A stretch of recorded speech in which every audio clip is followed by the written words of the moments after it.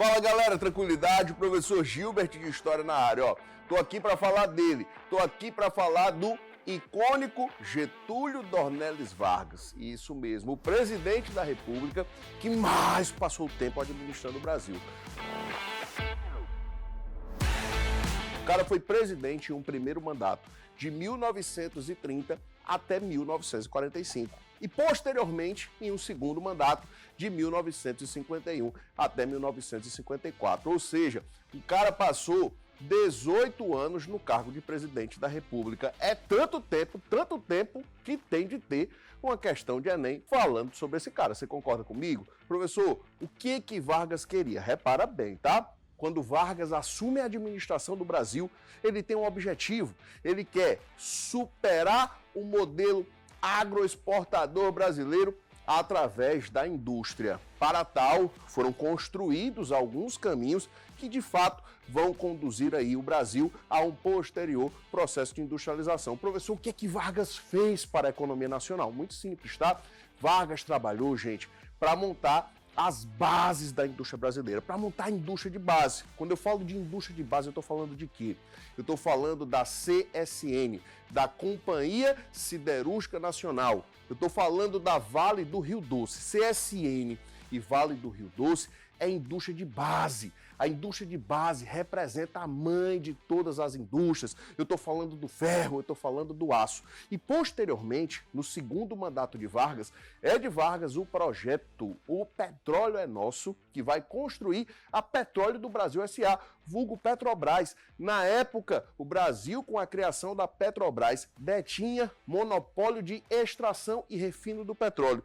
Pertence a Vargas também o projeto embrionário que lá na frente vai originar a Eletrobras. Então, quando eu falo de indústria de base, eu estou falando da indústria do ferro, da indústria do aço, estou falando da geração de energia. Vai de novo comigo. Vale do Rio Doce, Petrobras, Eletrobras, Companhia Siderúrgica Nacional. Belezinha? Gilbert, Vargas é só isso? Não, claro que não, gente. Tem muita coisa relevante para que você possa absorver acerca dessa temática, tá? O que eu vou fazer contigo? Eu vou dividir a Era Vargas em fase, tá? Fases para quê? Para facilitar a tua vida. Quando Vargas assume em 1930, começa uma fase da Era Vargas chamada de governo provisório. O governo provisório foi de 1930 até 1934. O que aconteceu de relevante nesse momento, tá? Gente, Vargas assume a administração do Brasil após a Revolução de 1930. Começa a governar 30, 31, 32. Esses anos foram anos extremamente difíceis. Economicamente, são os piores anos do governo de Getúlio Vargas. Professor, por que foi tão ruim? Pessoal, Vargas está governando e sofrendo fortemente os reflexos da crise de 1929. Só para que você tenha uma noção, a economia norte-americana entrou em colapso com a quebra da Bolsa de Valores de Nova York. O planeta todo praticamente quebrou, faliu. Gilbert, o planeta todo faliu? Não, para. 2 países não quebraram. Quem não quebrou? União Soviética e Japão. Os demais, poxa, sofreram pra caramba. Gilbert, e o Brasil? Poxa, o Brasil sofreu muito. Muito porque o principal produto da economia do Brasil era o café. O maior comprador de café do Brasil eram os Estados Unidos da América. Quando a economia norte-americana entrou em colapso, foi criada uma política de substituição de importações, através da qual os Estados Unidos só importariam aquilo que era necessário para sua sobrevivência. Mandaram um WhatsApp aí para o Brasil dizendo: Brasil, perdão, cara, quebrei, não vou poder comprar teu café. Ou seja, sobrou café no mercado brasileiro. Café foi queimado, café foi jogado ao mar. O preço da saca de café desvalorizou-se consideravelmente. E o país entrou em crise. Vargas assume o país em crise e vai lutar para que possa, então, reestruturar a economia nacional. O Vargas ele vai ter que trabalhar com 2 projetos, tá? Um projeto para recuperar a aristocracia produtora de café e um outro projeto para tentar conduzir o Brasil à industrialização. E nesses primeiros anos o Vargas está lutando aí para conseguir equacionar essas situações, tá? Em 1932 eu tenho em São Paulo uma guerra civil, a Revolução Constitucionalista, e ainda no mesmo ano, em 1932, eu tenho uma reforma eleitoral. Cara, anota isso, é importante para a tua prova, tá?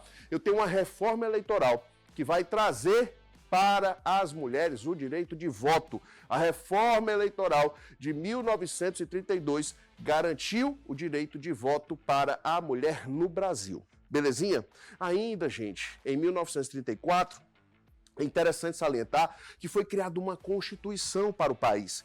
É uma Constituição trabalhista. É a Constituição baseada na Carta del Laboro. Essa Constituição vai imbuir os operários brasileiros de direitos, tá?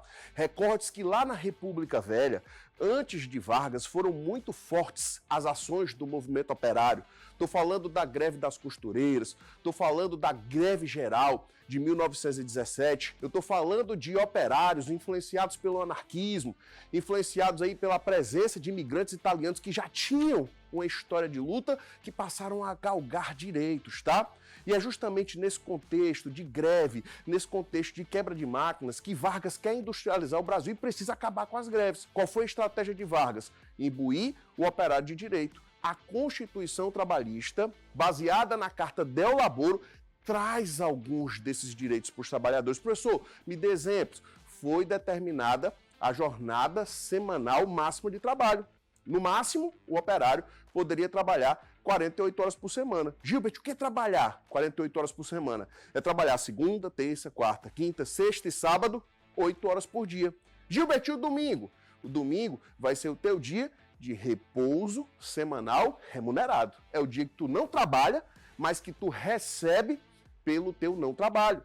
Foi criada uma legislação específica para o trabalho infantil, para o trabalho feminino, enfim, traz direitos aos operários brasileiros, tá? Em 1934, essa Constituição determina que sejam realizadas eleições, tá? Eleições para presidente. Vargas, que outrora governava em caráter provisório, sai candidato a presidente, é eleito presidente via eleição indireta e, a partir de então, passa a governar legitimamente eleito. Começa a segunda fase da era Vargas, é o chamado governo constitucional. Esse vai de 34 até 37, tá? No governo constitucional, existiam conflitos entre duas agremiações. De um lado, a AIB, liderada por Plínio Salgado. Do outro lado, a ANL, liderada por Luiz Carlos Prestes. Ação Integralista Brasileira versus a ANL, Aliança Nacional Libertadora. Em 1937, pessoal, Vargas estava ensaiando aí um processo eleitoral para presidente da República. O candidato que iria suceder Vargas era um paraibano chamado José Américo de Almeida. O José Américo nasceu numa cidade do interior da Paraíba chamada Areia, é autor de um clássico da literatura chamado A Bagaceira, foi interventor da Paraíba após a Revolução de 30, foi chefe do governo provisório do Norte, chegou a ser ministro de Viação e Obras Públicas de Getúlio Vargas e agora é o candidato a presidente para substituir o Vargas aí na caminhada. Nunca essa eleição aconteceu. Não aconteceu por quê? Vargas tinha dito que o serviço secreto do Exército Brasileiro havia descoberto um plano chamado Plano Cohen, através do qual comunistas tinham interesse em assumir o país, fecha o Congresso, Vargas simplesmente dá um golpe de Estado. Nesse inteirinho de golpe foi outorgado, ou seja, imposta à pátria, uma nova Constituição, a Constituição de 37, uma Constituição ditatorial que deu poderes para Vargas governar de forma indeterminada. Só para que você tenha uma noção, a Constituição de 1937 fez com que os poderes legislativo e judiciário fossem subordinados ao executivo, comparando com a Constituição de 88, tá? A Constituição atual. Hoje, os três poderes são autônomos e independentes. Eu falei de Constituição outorgada, se liga. Eu tenho dois tipos de Constituição no Brasil, tá? As Constituições promulgadas e as Constituições outorgadas. O que é uma Constituição promulgada? A galera produz toda a legislação, todos os artigos. Os artigos são lidos, debatidos, após um consenso, entra em vigor. A outorgada não, é imposta à pátria. Bizu pra ti, tá? Eu só tenho duas Constituições outorgadas no Brasil. São elas, a primeira Constituição, a Constituição de 1824, lá no Dom Pedro I, tá? E a quarta Constituição, que é essa que eu tô te falando, a Constituição de 1937, a Constituição que vai marcar o início da terceira fase da Era Vargas, uma fase chamada de Estado Novo, também conhecida com o nome de governo ditatorial. Pessoal, Lá no Estado Novo, Vargas governa como um ditador. Vale ressaltar que a ditadura varguista, ela não é uma ditadura militar, tá? A ditadura varguista, ela era uma ditadura civil. Nesse momento, surge o DIP, Departamento de Imprensa e Propaganda. Função: praticar censura. O professor tinha censura? Tinha, gente, é uma ditadura. Vou te dar um exemplo. Eu tenho dois clássicos da literatura. Um chamado Capitães de Areia, outro chamado São Bernardo, da autoria de Graciliano Ramos e Jorge Amado. Essas obras, elas foram categorizadas como obras censuradas, foram queimadas em praça pública, tá? Além de fazer a censura, o DIP também trabalhava construindo uma propaganda progressiva em nome do grande líder de Estado.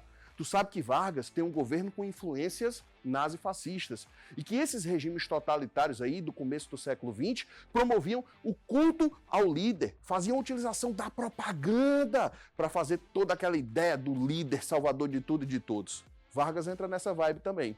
E entrou como? Entrou através da rádio. Que rádio? A Rádio Nacional. Gente, a Rádio Nacional transformou-se na rádio mais ouvida do Brasil. Professor, por quê? Tinha entretenimento para a galera se divertir e tinha toda uma propaganda em nome do Vargas. Que tipo de entretenimento? Contrataram os principais artistas da época para tocar lá na rádio, tá? Carmen Miranda, Francisco Silva, Vicente Celestino, só a galera estourada do momento, tá? Tinha radionovelas, do jeito que tem hoje a telenovela, tinha as radionovelas aí para entreter a galera. E nesse contexto, todo um discurso para apresentar para a população que era a legislação trabalhista e fazer aquela rasgação de seda para Vargas, tá? Tem uma historiadora chamada Ângela de Castro Gomes que diz que quem construiu a imagem de Vargas como Vargas, o pai dos pobres, foi a Rádio Nacional e, além da Rádio Nacional, uma festinha que Vargas fazia aí no 1º de maio. 1º de maio, tu sabe disso, é o Dia Internacional do Trabalho. As primeiras festinhas foram realizadas no Palácio do Catete, lá no Rio de Janeiro. Depois foi lá para o Estádio São Januário. Depois foi para o Estádio do Pacaembu. A festa era uma festa bombada, tá? Altos artistas tocando, momento mais esperado da festa, o discurso de Vargas. O dia 1º de maio é o Dia do Trabalhador, era o dia que Vargas dava o presente para o trabalhador brasileiro. E de 37 a 45, a cada ano o presente que Vargas oferecia era um direito trabalhista. Exemplo, esse ano, trabalhador, seu presente é a carteira de trabalho. Esse ano, trabalhador, seu presente é a CLT, a consolidação das leis trabalhistas, tá? Em meio a todo esse contexto, vale lembrar também que o Brasil participa lá da Segunda Guerra Mundial. Foram enviados soldados brasileiros que compunham a FEB, Força Expedicionária Brasileira para o Conflito, e pós-Manifesto dos Mineiros, Vargas cai após 15 anos do seu primeiro governo. Belezinha? Beijo no coração. Tamo junto.